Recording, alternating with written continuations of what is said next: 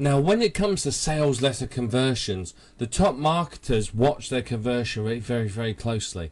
They can tell you their conversion rate on pretty much any campaign and how well it's doing for affiliates and joint venture partners, how well the conversion rate is for pay-per-click and so on. Now, it's very, very important that you understand this figure because it's going to help you with your advertising. It's going to help you make the most of your money. Now, let's face it, sometime in our internet marketing career, most of us are likely to create some sales letters. We're going to write a sales letter. We're going to start selling our own products. So you're going to need this, okay? So this is one of the things that top marketers do that you can do too. Now, if you have a good conversion rate on your sales letter, then it's going to be a major influencer for joint venture partners and affiliates. So if you can turn around to your joint venture partners or your affiliates and say, I've got a sales letter that converts at 5%, they are going to basically fight amongst themselves to get to promote your product. They are going to be desperate to promote something that sells that well. So it can help you not just obviously make money from organic traffic, but your affiliates and joint venture partners are going to be much happier to take part in the program and promote it for you. So, and basically, I don't think I need to tell you that the higher your conversion rate, the more money you will earn from the product. So very, very important. It's important for affiliates, joint venture partners, and for your bottom line. Now, there's two ways for you to get a high sales letter conversion rate. The first rate is you write great copy yourself. You may be able to do that, you may not. If not, then you need to go and learn how to do it. If you can afford to do it, then hire yourself a great copywriter. They'd be prepared to pay $1,000 plus for a sales letter. If you want to hire one of the best copywriters there are, you're talking at $20,000 to $30,000 for a single sales letter. So, you need to either do it yourself or have the money to hire somebody. You can get reasonable copy written for anywhere between sort of $300 to $1,000. It's reasonable. Great copy, as I said, it's going to cost a lot of money to get written.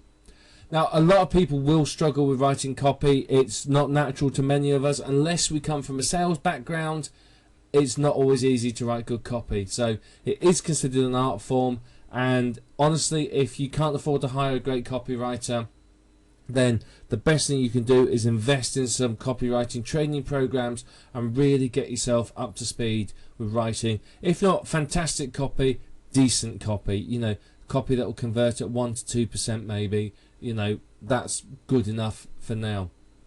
When it comes to improving the conversion rate of a sales letter, you need to change various components and see what effect they have on the conversion rate.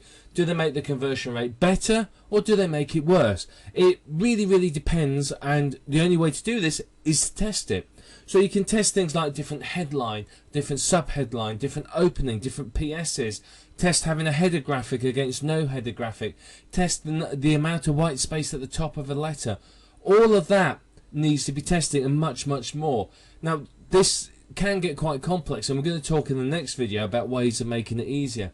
But these are all the components you need to consider to change. You want to make one change at a time, and then you want somewhere between 100 and 500 visitors. Basically, the higher the better, because that way it allows you to get a statistical significant sample, which means that basically it's going to be accurate. What you need to do is for every single test you need to have the same figure. So if your first test you do 300 visitors, every test you want roughly 300 visitors, give or take a very small percentage, and you work out the conversion rate for every single test.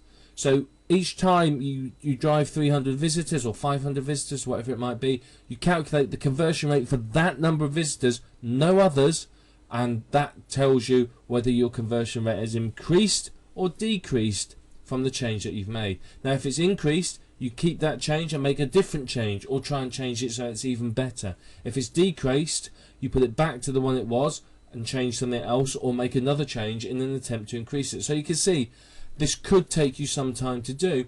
However, it is very, very worthwhile you doing so. It's going to make you an awful lot of money.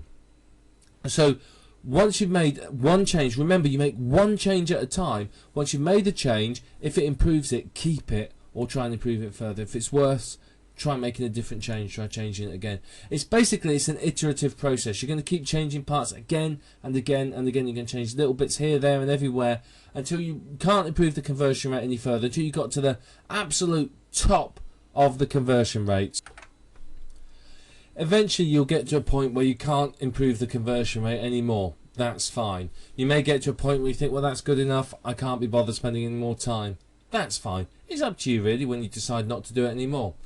Now, when it comes to driving traffic to your website, you've got two choices when you're doing the testing: pay-per-click or organic traffic. And now, pay-per-click is obviously faster. You could possibly get your 500 visitors or whatever in a day. However, it's going to cost you money. Organic, obviously, is going to be slower and cheaper. So it's up to you. It depends upon your budget. There is no right or wrong answer. Whatever money you have or however you want to approach it, that's your choice. Pick either one of these. It doesn't matter which one it is. Now, some other tips that you can use to improve your conversion rate. Well, one of them is to offer a discount on an exit splash page. So have one of these pop-ups. You've seen the virtual assistants and all those things. They actually can work quite well, and you can offer a discount there. Now, be aware that if you offer a discount there, that news information will get distributed. People will work it out. So only do that if you're happy to accept that lower price, because a lot of cases you are going to get people who are going to just leave your page and come back in order to get the discount. So be aware of that, please, that's going to happen. So don't offer a discount if you're not happy to sell it at that price. Another way to improve conversion rates is to capture leads. Either have a light box, a slide in, another exit box, whatever it might be. Capture leads from your sales letter. Make sure obviously it captures the affiliate information or joint venture partner information as well, for obvious reasons. And make sure you capture the leads and use those to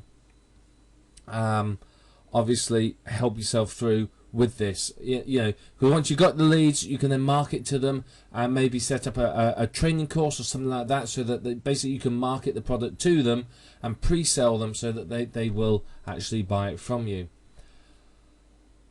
Now, the really good thing about this, of course, is increasing your conversion rate is going to increase your income before you get any other traffic. So if I've got, I don't know, 100 visitors a day to my site and I'm earning some money from that, if I increase my conversion rate, then obviously I can make more sales without having any more traffic. If I increase the traffic as well, then that's just, the cherry on top of the cake. It really, really is. You can get even more income from it. So you've got to start simple by improving your conversion rate. Your conversion rate is going to increase your traffic and your income. And if you keep doing your traffic generation, then you're going to find that your income is going to absolutely explode from that site. So remember, this is very, very important. If you are marketing information products, higher conversion rates is going to make it much, much easier for you to get people promoting your product. If you can tell your affiliates or joint venture partners that, well, I have a 5% conversion rate in this sales letter, they will leap over themselves to promote it, because a lot of sales letters may have 0.5 to 1%.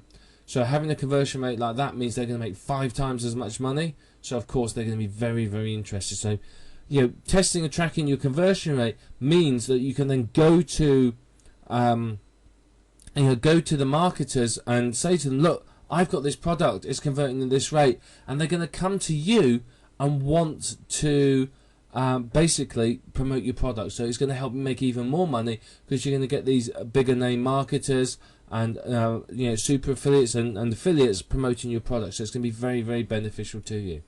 But remember, you need to know your sales letter conversion rate. You need to work on improving it. The more you improve your sales letter conversion, the better it's going to be for you, because obviously that means more money into your pocket. So that's what you need to do. So we've got some tips here on how to improve your sales letter conversions. What we're going to do next is look at some software that's going to help make the whole process an awful lot easier for you.